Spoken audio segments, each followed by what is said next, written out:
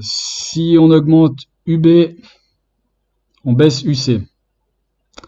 Si on baisse UB, on augmente UC. Jusque-là, ça paraît logique. Donc ce phénomène-là, on va pouvoir l'exploiter en se disant, si on injecte un petit signal sur UB, on va avoir une variation inverse mais plus grande de UC.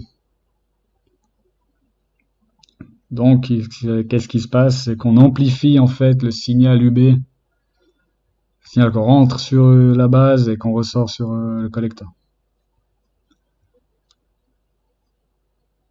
Donc pour injecter un signal sur la base, qu'est-ce qu'on va faire? On va mettre un générateur, donc notre signal d'entrée sur la base, et pour récupérer ici, on va brancher notre charge, donc un haut-parleur ou le microcontrôleur ou n'importe quoi, sur le collecteur.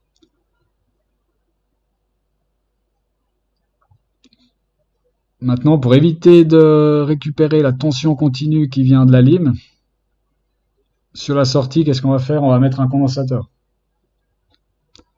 Et idem, pour éviter que la tension continue qu'on a sur la base retourne dans la source de notre signal, on va aussi mettre un condensateur. Maintenant, on va mettre un troisième condensateur en parallèle à la résistance d'émetteur. Pourquoi? Pour nous permettre d'avoir en alternative l'émetteur relié à la masse. Donc au final, on va avoir un montage qui ressemble à ça. Donc ici, on a la source du signal. Là, on a un condensateur qui nous évite de ramener le continu dans notre générateur. Là, on a le condensateur donc de sortie qui nous évite de récupérer le continu en sortie. Et ici, on a le troisième condensateur qui nous met l'émetteur à la masse en alternative. Donc j'ai fait une vidéo pour vous montrer. Donc normalement, vous devriez voir une vidéo. Voilà, donc je vous montre que j'ai mis les mêmes échelles sur le CIO. Donc la même échelle de tension. Ce qu'on a ici en bas, c'est le signal d'entrée. Ici en haut, c'est le signal de sortie. On remarque que le signal de sortie est complètement inversé par rapport au signal d'entrée et qu'il a une plus grande amplitude. Là, donc ça, c'est l'effet du montage en vrai. Donc si on rentre un signal, on ressort un autre signal amplifié. C'est le but, c'est un ampli. Voilà, donc ce montage-là, on a deux méthodes pour l'analyser. Donc on a la première méthode d'analyse en courant continu. Donc comment on va analyser ce montage en courant continu? C'est simple, on va prendre ce qui est de ce côté-là du condensateur, de ce côté-là du condensateur, et celui-ci on va l'oublier. Donc en fait, ça va nous donner ce montage-là que vous connaissez.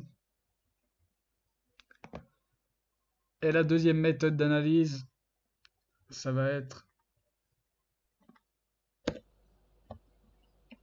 Alors je reprends, j'avais oublié de remettre mon écran. La deuxième méthode d'analyse, ça va être en alternative. Donc là, il va falloir poser 2-3 choses. La première, c'est qu'un condensateur en alternative, c'est assimilable à un court-circuit ou à un interrupteur fermé. Et que notre VCC en alternatif, il va être assimilable à la masse. Donc comment on va analyser ça en AC? On va partir de notre source. On a un condensateur, c'est un court-circuit, donc on peut le traverser. On va arriver sur ce nœud ici. On va avoir une R4 qui est à la masse, donc on va pouvoir la remettre à la masse. Une R3 qui va au VCC, on avait dit que le VCC c'est assimilable à une masse. Donc en fait on a ces deux résistances là en parallèle entre la base et la masse. On va à l'émetteur. Qu'est-ce qu'on a? On a le condensateur qui nous court-circuite la résistance, donc qui nous met l'émetteur à la masse.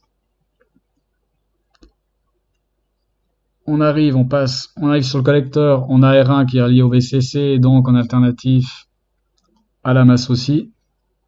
Et là, on n'a plus rien.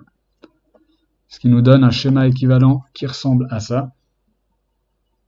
Donc notre source, nos deux résistances R3 R4 de la base à la masse, notre émetteur à la masse et notre résistance du collecteur.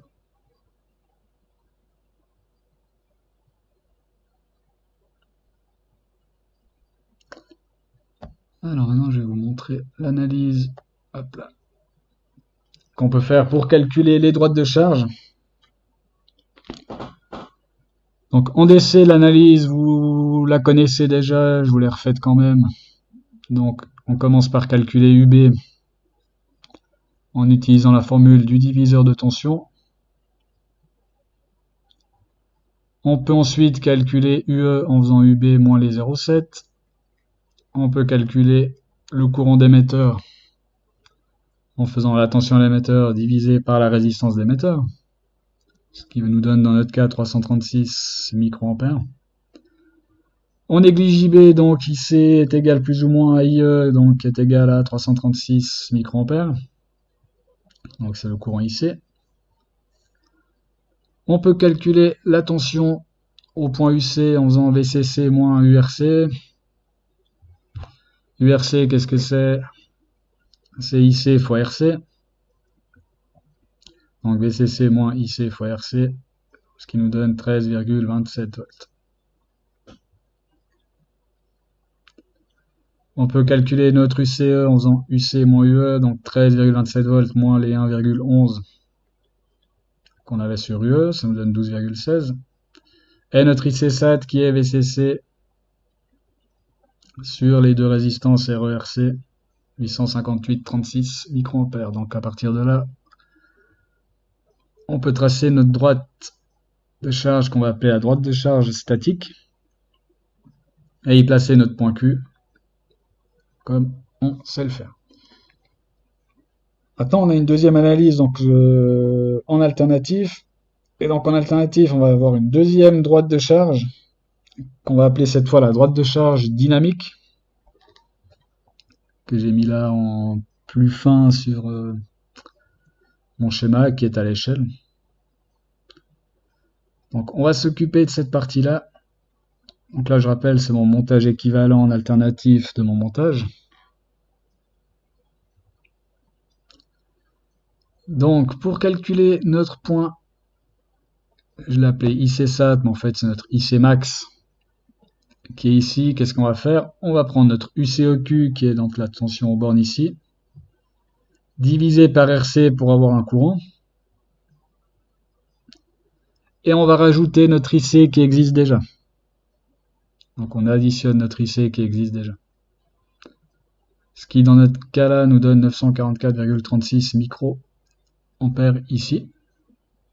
Ensuite, pour calculer la tension de repos, qu'est-ce qu'on va faire? On va prendre notre courant IC qui existe, qu'on va multiplier par la résistance pour avoir la tension aux bornes. Et on va y additionner notre tension de repos UCOQ. Et dans notre cas, notre calcul nous donne 18,87 volts. À partir de ces deux points, on peut tracer la deuxième droite de charge dynamique. Et on se rend compte que si on a bien fait notre calcul, nos deux droites, elles doivent se croiser au point Q.